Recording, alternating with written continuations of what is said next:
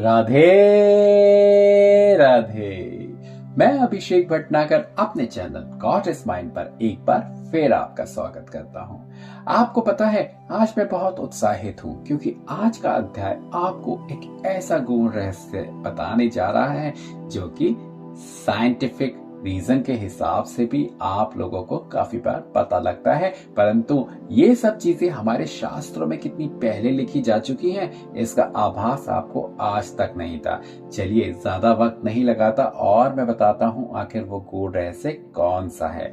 वो गूढ़ रहस्य है कि किस तरीके से मनुष्य की उत्पत्ति होती है और जिस दिन वह गर्भ में आकर फिर मरता है।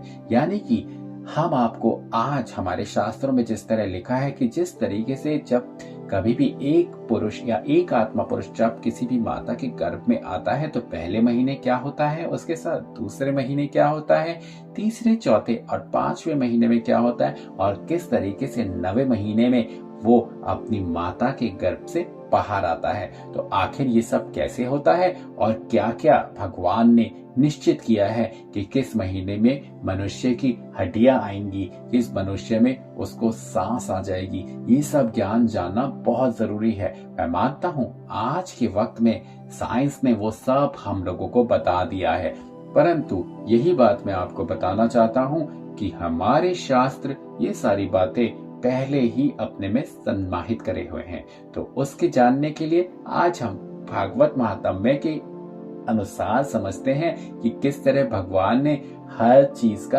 एक नियम बना रखा है। बहुत ही खुशी होगी वो आपको जानकर कि हमारे इतने पुराने शास्त्रों में इतनी सारी चीजें कैसे लिखी हैं। तो ये कोई अचंभा नहीं है क्योंकि यही है प्रकृति के नियम, वो हम आज आपको बताते हैं। 28वां अध्याय, कपिल देव जी का देवहूति से मनुष्य की उत्पत्ति कहना और जिस दिन से गर्भ में आकर फिर मरता है।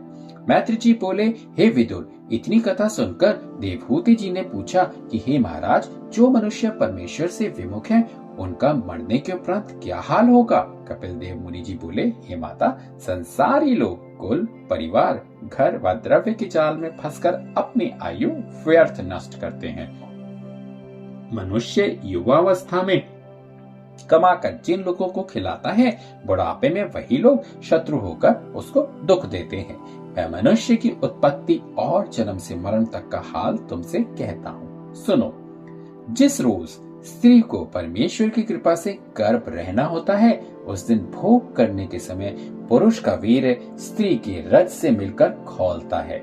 5वें दिन उसमें से पुल्ले के समान उठता है और 10वें दिन बेर के समान गांठ बंध जाती है। 15वें दिन वह गांठ मांस का पिंड होकर कुछ लंबा गोला हो जाता है। 1 महीने में हाथ, पैर व शरीर का चिन्ह बनता है। दूसरे महीने में उंगलियां, तीसरे महीने में चमड़ा व हड्डी, चौथे महीने में शरीर पर रोएं व आंख, कान आदि सब इंद्रियों के आकार बन जाते हैं। 5वें महीने में नारायण जी की कृपा से उसमें जीवात्मा का प्रकाश होकर उसको भूख व प्यास लगती है। 6वें महीने में सिर नीचे और पैर ऊपर रहने के कारण उनका मन घबराता है और 7वें महीने में उसको अपने कई जन्म और 8वें महीने में 100 जन्म पीछे का हाल याद होकर ज्ञान प्राप्त होने से वह मालूम करता है कि पिछले जन्मों में हमने ऐसा कर्म करने से ऐसा दुख व सुख पाया था। यह बात समझकर वह परमेश्वर का ध्यान करके उनसे विनती करता है कि हे महाराज, मैंने पिछले जन्म में संसारी सुख व स्त्री मोह के पुत्र के मोह में फंसे रहने से नष्ट होकर जन्म व मरण से छुट्टी नहीं पाया और संत व महात्मा से सत्संग नहीं किया, इसलिए उल्टा लटक कर दुख पाता हूँ। इस समय मेरे ऊपर कृपा करके इस नरक कुंड से मुझे बाहर निकालिए। अब मैं तन मन से तुम्हारी सेवा में तत्पर रहूंगा, पर ऐसी दया कीजिए कि यह ज्ञान मुझे ना भूले और संसार में ऐसा काम करूं जिसमें जन्म व मरण से छूट जाऊं। जब 9वां या 10वां महीना हुआ तब वायु जोर करके उसको बाहर गिरा देती है। अब एक रोचक बात और हम आपको बताने चले जा रहे हैं, जो कि काफी सारे लोग ऐसा होता है, काफी सारे बूढ़ी माताएं जो हमने कई बार देखा होगा, वो किसी को भी देखकर ही बता देती हैं कि जरूर इसके लड़की होगी या जरूर इसके लड़का होगा। बहुत ही अचंभे वाली बात है, परंतु देखिए हमारे शास्त्रों में ये भी सब गूढ़ रहस्य लिखे हैं। गर्भ में कन्या बाईं और पुत्र दाहिने कोख में रहता है। जब पृथ्वी पर बाहर गिरकर रोता है तब परमेश्वर की माया से पहले जन्मों का ज्ञान उसे भूल जाता है। तो ये भी बहुत बड़ी बात है, जिससे कि आपको पता चल जाता है कि आखिर आपकी कन्या होगी या पुत्र, क्योंकि गर्भ में कन्या बाईं और पुत्र दाहिनी कोख में रहता है।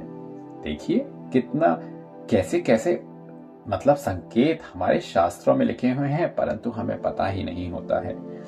वह बालक छोटे अवस्था में भूख प्यास लगने पर रोने के सिवा बोल नहीं सकता। बिछौने पर मलमूत्र करता है तब तक कोई उसको नहीं उठाता, जब तक उसी में पड़ा रहकर कष्ट पाता है। उसके माता पिता मलमूत्र को धोकर उसे गोद में लेकर प्रसन्न होते हैं। जब उस अवस्था में से सयाना होकर 5 वर्ष का होता है तब उसके माता पिता विद्या सिखाने के लिए गुरु को सौंप देते हैं। वहां विद्या सीखने में मारपीट खाता है, इच्छा पूर्वक खेलने नहीं पाता। जब 16 वर्ष की अवस्था में तरुण होकर अच्छा गहना व कपड़ा पहनता है तब अभिमान से काम क्रोध और मोह में फंसकर अपने बराबर दूसरे किसी को नहीं समझता। कदाचित कंगाल हुआ तो दूसरे को अच्छा गहना व कपड़ा पहने और उत्तम पदार्थ खाते देखकर डाह करता है। विवाह होने के उपरांत घर में स्त्री आने पर कमाने खाने की चिंता में दिन रात विकल रहकर अपना जन्म व्यर्थ गंवाता है। जो मनुष्य पहले जन्म में कुछ दान व धर्म नहीं किए करते, वह मनुष्य अधिक कंगाल होकर 8 पहर पेट भरने के लिए चिंता व दुख उठाते हैं।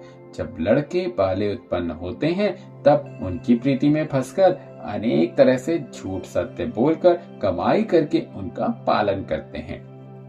जब तक सामर्थ्य रहती है तब तक स्त्री और लड़कों को अपना समझकर उनका पालन करने के लिए सब तरह के दुख उठाते हैं। अपने परिवार में किसी मनुष्य के मरने से इतना रोते हैं जिसका वर्णन नहीं हो सकता। अपनी स्त्री के वश में रहकर माता पिता को कठोर वचन कहकर दुख देते हैं, परलोक का डर नहीं रखते। मनुष्य स्त्री के मोह में फंसकर जैसा नष्ट होता है वैसा और कोई काम उसका परलोक बिगाड़ने के लिए नहीं है। कैसी कैसी बातें लिखी है हमारे शास्त्रों में, जो कि बहुत पहले से जैसे कि एक पारी में बताई जा चुकी है कि ऐसा होने वाला है कलयुग में। देखा जाए तो ऐसा आसपास में हम देखते भी जरूर हैं कि ऐसा होता भी है, परंतु जो भी है शास्त्रों में लिखा जा चुका है तो हम उसे पढ़ रहे हैं। दोहा, अहिविष्ट तो काटे चढ़े, यह चितवत चढ़ी जाए, ज्ञान दान अरु धर्म को जरा मूल से खाए। नारी पराई स्वप्न में भोगत अति सुख पाए, धर्म रुकाम गवाए के आप रहे खिसियाए। इसलिए जो मनुष्य अपना भला चाहे वह स्त्री के स्नेह में ना फंसे और कोई भी स्त्री किसी अपने पुत्र के स्नेह में ज्यादा ना फंसे। सो हे माता जी, तुम भी स्त्री हो, मेरे कहने से बुरा मत मानना। धर्मशास्त्र के अनुसार यह ज्ञान तुमसे कहता हूँ, जब तरुणाई बीतकर बुढ़ाई आती है तब आंखों से कम दिखाई देता है, कानों से सुनाई नहीं देता, कमाई करने के सामर्थ्य नहीं रहती, तब घर में पड़ा हुआ लंबी श्वास लेकर पछताता और कहता है कि अब मैं अपने लड़कों का किस तरह पालन करूंगा। जो कंगाल हुआ वह उस समय खाने व पहनने का बहुत दुख पाता है। जिसके बेटे कमाई करने वाले हुए वह अपनी स्त्री समेत उस बूढ़े मनुष्य को शत्रु के समान समझते हैं। उस अवस्था में जब वह बूढ़ा मनुष्य अपने काम के लिए किसी से कुछ कहता है तब उसे घुड़क कर दुर्वचन कहते हैं। उस समय वह मन में बहुत खेद करके मन में यह सोचता है कि अब मैं बूढ़ा हुआ, कमाने योग्य नहीं रहा, इसलिए ये लोग जिनका जन्म भर मैंने पालन किया खाने पीने की सुधि भी समय पर नहीं लेते। जिस तरह बैल जब बूढ़ा हो जाता है, बोझा उठाने के सामर्थ्य नहीं रखता, तब बनिए लोग उसकी नाथ काटकर वन में छोड़ आते हैं। सींग झड़े अरु खुर घिसे, पीठ न बोझा ले, ऐसे बूढ़े बैल को कौन बांधी फुस दे। हे माता, उस समय वह बूढ़ा यह दुख देखकर परमेश्वर से अपनी मृत्यु मांगता है, पर आयु संपूर्ण हुए बिना तो मृत्यु आती नहीं है। उसके बेटे और पतोहू अब पहले आप भोजन करके पीछे से भिक्षुकों की तरह कुछ उसको भी खाने के लिए दे देते हैं। जब बुढ़ापे में कोई रोग आदि उसे होता है तो कोई घर वाला मनुष्य उसकी सेवा नहीं करता। 2 घड़ी उसके पास बैठने का भी साथी नहीं होता। वह बेचारा अकेला पड़ा रहता है। जब किसी से भोजन व पानी मांगता है तो वह जानबूझकर चुप हो जाते हैं, उसकी बात का कुछ उत्तर नहीं देते, उसको दुर्वचन कहते हैं।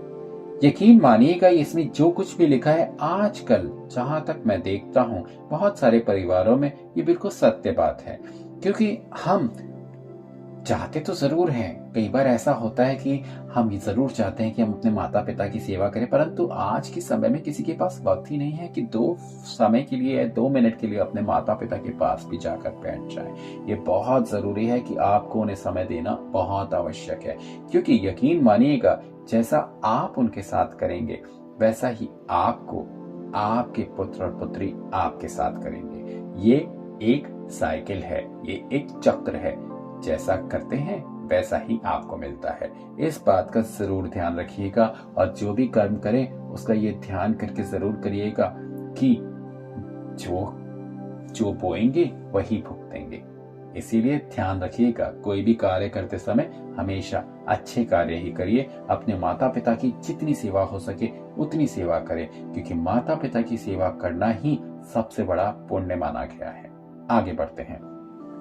ये सब कष्ट पाकर जब उसके मरने का काल निकट पहुंचता है तब कफ पित्त वात से उसका गला बंद हो जाता है, शुद्ध श्वास भी नहीं निकलती। उस समय पाप करने वालों से यमदूत कहते हैं कि जिसके लिए तूने ऐसा पाप बटोरा था उनके अब अपनी रक्षा के लिए उन्हें बुलाओ। जब वह बोल बंद हो जाने से उनको उत्तर नहीं दे सकता, वह किसी को बुला नहीं सकता, तब अपनी करनी याद करके आंखों से सबको देखकर रो देता है। जब यमदूत अपना भयानक रूप दिखाकर धमकाते हैं तब उनके डर से उनका मलमूत्र निकल जाता है।